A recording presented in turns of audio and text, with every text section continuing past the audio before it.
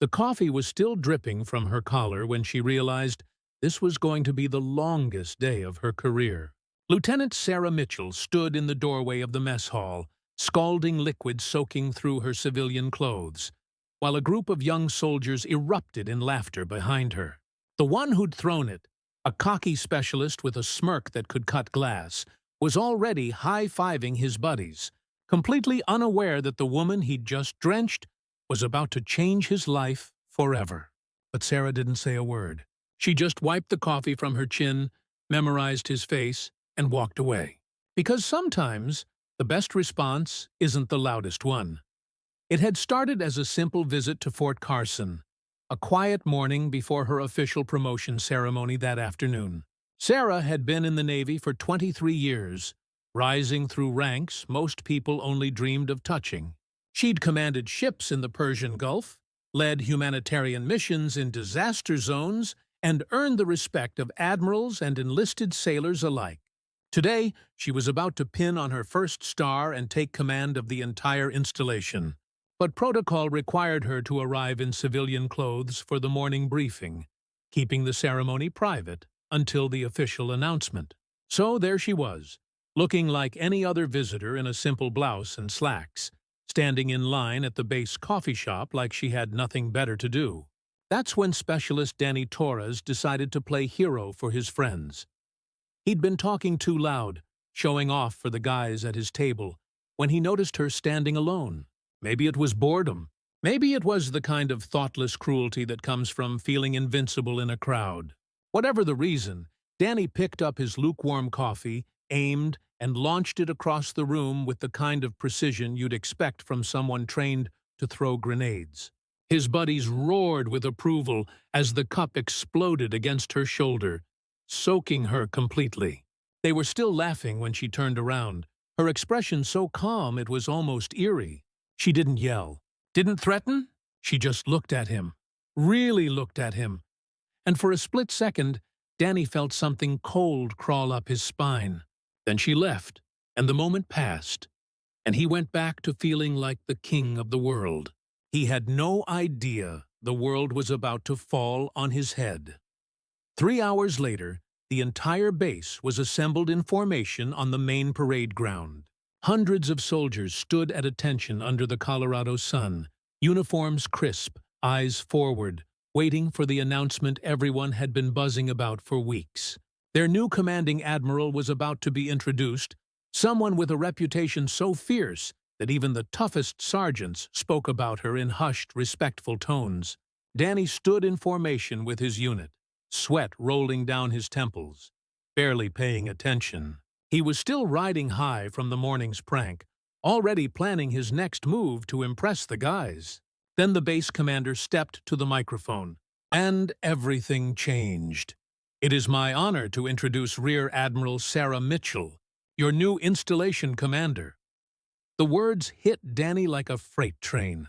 He felt his stomach drop as the woman from the coffee shop walked onto the stage, now in full-dress whites, her uniform covered in ribbons and decorations that told stories of courage he couldn't begin to imagine. The same woman he'd humiliated for a laugh. The same woman who'd looked at him with those calm, knowing eyes. She was now his commanding officer, his boss, the person who held his entire career in her hands. The parade ground was silent except for the sound of his heart hammering in his chest. Admiral Mitchell's speech was everything you'd expect.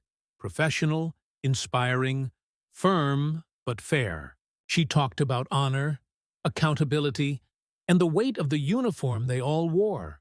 But every few seconds, her eyes would sweep across the formation, and when they landed on Danny, he felt like he was being seen through.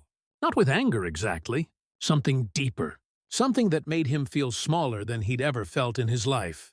When the ceremony ended and the formation was dismissed, Danny's sergeant grabbed him by the arm before he could escape. "The Admiral wants to see you. Now!" His friends' faces went pale. Nobody envied him in that moment.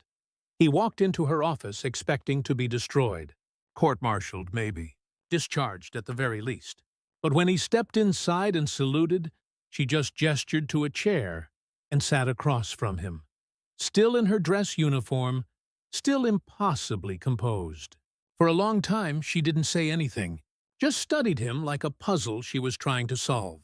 Finally, she spoke, and her voice was quieter than he expected. "Do you know why I didn't respond this morning?" Danny's throat was too dry to answer. "Because I've been where you are. Young, reckless, thinking the rules don't apply to you. Thinking respect is something you take, not something you earn." She leaned forward, and he saw something in her eyes he didn't expect. Not rage, but disappointment, and somehow, that was worse. She told him a story then, about her first deployment, when she'd been a cocky young lieutenant who thought she knew everything. She disrespected a senior chief in front of his crew, made a joke at his expense, thought it made her look strong. It didn't. It made her look small, and that chief pulled her aside and gave her a choice: learn from this moment, or let it define her forever. "He didn't destroy my career that day," she said softly. "He gave me a chance to be better. So that's what I'm giving you." Danny felt something crack open inside his chest. She wasn't ending his career. She was handing him something far more valuable: a mirror. His punishment wasn't a court-martial. It was a month of extra duty working directly with the base Veterans Outreach Program, listening to the stories of men and women who'd sacrificed everything for the uniform he wore. He spent his evenings in the VA hospital, sitting with elderly soldiers who could barely remember their own names but could still recite the names of the brothers and sisters they'd lost in combat. He met a retired colonel who'd lost both legs in Iraq and still showed up every week to mentor young soldiers.